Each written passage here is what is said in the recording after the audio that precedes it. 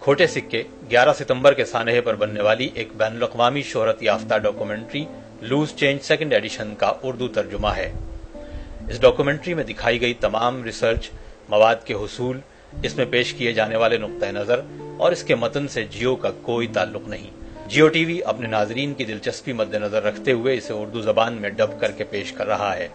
اس کے کسی بیان، دلیل یا اخذ کیے گئے نتیجے کی ذمہ داری جیو چینل پر عائد نہیں ہوتی۔ امریکہ میں اظہار رائے کی مکمل آزادی ہے۔ ہر شخص کو امریکی حکومت یا عوام کے کسی بھی نقطہ نظر سے اختلاف کرنے کا پورا حق حاصل ہے۔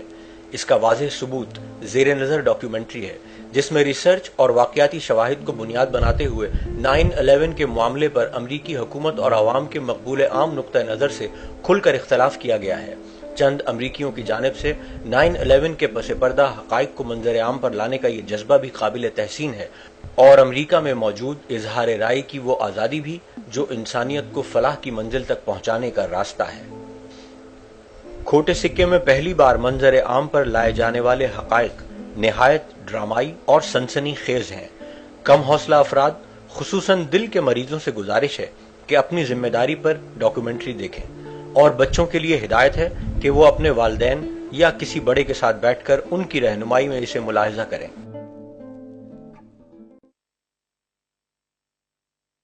11 ستمبر 2001 کے مظلوموں کے نام۔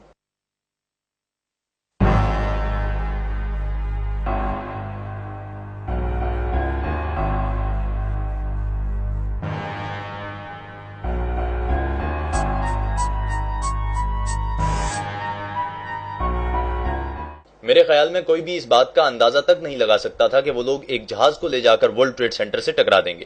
National security adviser Condoleezza Rice. کئی بار خطرے سے آگاہ کیا جا چکا تھا۔ سیکرٹری دفاع ڈونلڈ رمسفیلڈ۔ کبھی خطرے سے آگاہ نہیں کیا گیا۔ پریس سیکرٹری ایری فلیشر۔ میں اور حکومت امریکی عوام کی توقعات پر پورے نہیں اترے۔ مشیر white house Richard Clarke.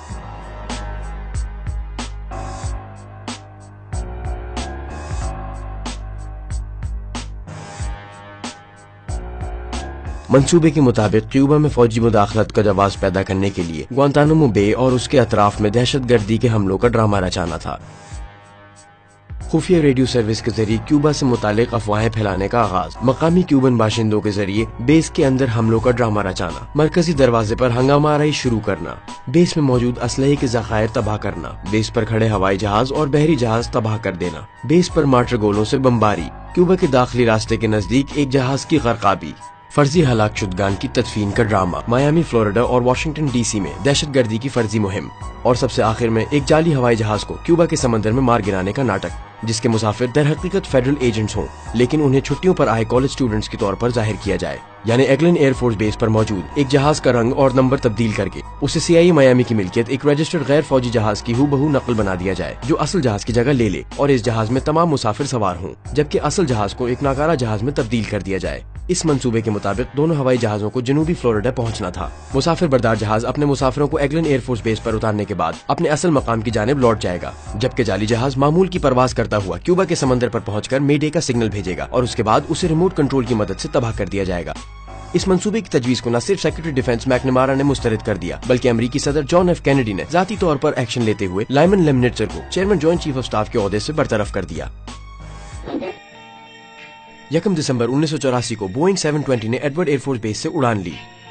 Remote کے ذریعے کنٹرول کیا جانے والا یہ جہاز ناسا کے فیول ریسرچ سینٹر کے قریب گر کر تباہ ہو گیا۔ تباہ ہونے سے قبل جہاز کی پروازوں کا کل دورانیہ 16 گھنٹے اور 22 منٹ تھا، جس میں 10 ٹیک آف، 69 مقامات تک رسائی اور 13 لینڈنگز شامل تھیں۔ اگست 1997 کو فیما کی جانب سے شائع کردہ دہشت گردی کی صورتحال میں ہنگامی کارروائی کے ٹائٹل پیج پر ورلڈ ٹریڈ سینٹر کو دہشت گردی کے ہدف کے طور پر دکھایا گیا ہے۔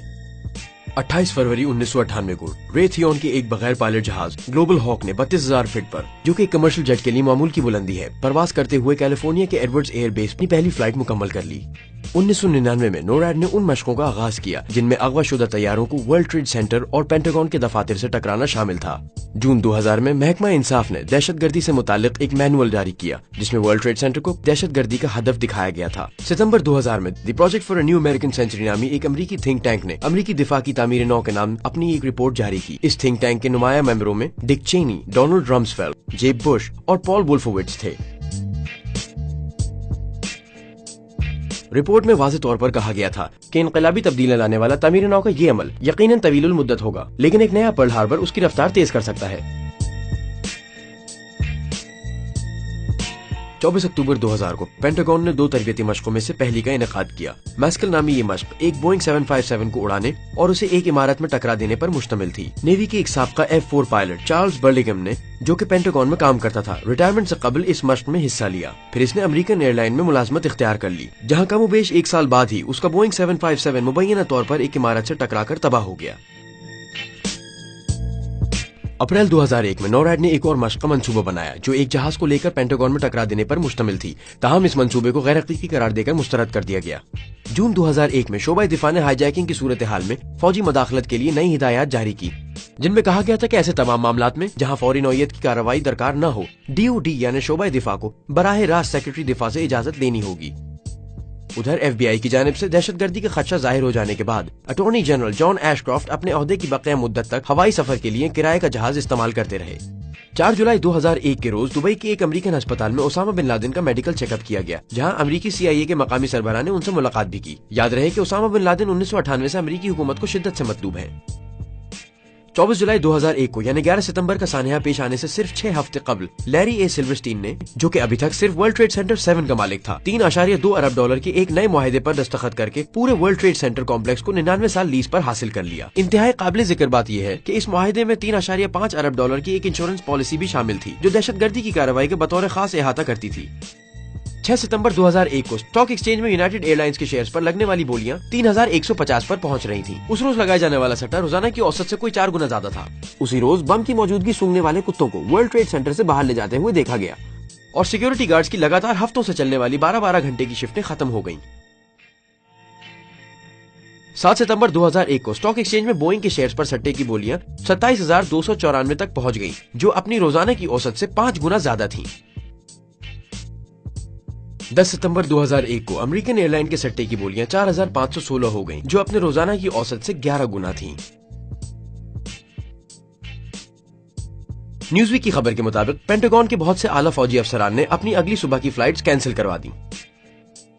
सैन फ्रांसिस्को के मेयर विली ब्राउन को एक फोन कॉल मौसूल हुई जिसमें उनको खबरदार किया गया कि वो अगली सुबह हवाई सफर करने से बाज रहें। पैसिफिका रेडियो ने इंकशाफ किया कि मेयर को ये फोन कॉल बराह रास्त नेशनल सिक्योरिटी एडवाइजर कोंडोलीजा राइस की जानिब से की गई थी और एन उसी रोज पाकिस्तान के एक फौजी अस्पताल में ड्यूटी पर मौजूद तमाम यूरोलॉजिस्ट को हटाकर उनकी जगह एक खुसूसी टीम को तैनात कर दिया गया ताकि ये टीम एक खास उल खास मेहमान ओसामा बिन लादेन का भरपूर निगरानी में इलाज, मुआलजा और निगहदाश्त कर सके।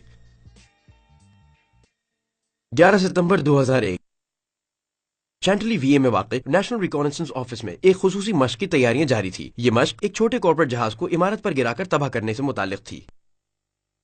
नोरैड में होने वाली फौजी मश्कें अपनी उरूज पर है। नॉर्थ अमेरिकन एयर डिफेंस के मुल्क भर में फैले हुए मराकज पर एक फर्जी हंगामी सूरत हाल नाफिज कर दी गई।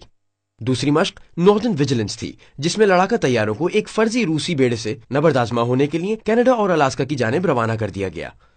वाशिंगटन DC नेशनल गार्ड के 3 F-16 तैयारों ने पेंटागन से 15 मील के फासले पर वाक़ एंड्रू एयरबेस से परवाज की। ये तैयारे एक तरबियती मिशन के लिए वहां से 180 नॉटिकल माइल्स दूर शुमाली कैरोलिना के लिए रवाना हुए थे। इस तरह पूरे अमेरिका के फिजाई तहफ्फुज़ के लिए अब सिर्फ 14 लड़ाका तैयारे बाकी बचे थे। यहाँ एक मसला पैदा हो गया है। एक तैयारा अगवा हो गया है जो न्यूयॉर्क की जानिब जा रहा है। इस मसले से निपटने के लिए हमें आप लोगों की अशद जरूरत है। हम चाहते हैं कि फौरी तौर पे हमारी मदद के लिए F-16 तैयारी भेजी जाए। क्या कोई मशक हो रही है? नहीं, ये कोई मशक नहीं है। मेरे जहन में पहला सवाल ये आता है कि सितंबर के हमलों को अमेरिकी टीवी और प्रेस ने जिस अंदाज से पेश किया, आम लोगों का इस बारे में क्या ख्याल है? देखें क्या जवाब मिलता है। एक सवालिया निशान के अलावा कोई जवाब नहीं। अब ये देखें, इस वक्त आप यकीनन एक बेहद परेशान कुन मंजर देख रहे हैं। ये वर्ल्ड ट्रेड सेंटर है और गैर मुसद्दिका इत्तलात के मुताबिक आज सुबह एक जहाज वर्ल्ड ट्रेड सेंटर के एक टावर से टकरा चुका है। मजमूई तौर पर पूरे अमरीकी मीडिया को डरा धमका कर हुबुल वतनी के इस मुजाहरे पर मजबूर किया गया। आप जानते हैं, अमरीका में आम रिवायत बन चुकी है कि अगर आप सदर मुमलिकत के खिलाफ बात करें तो आप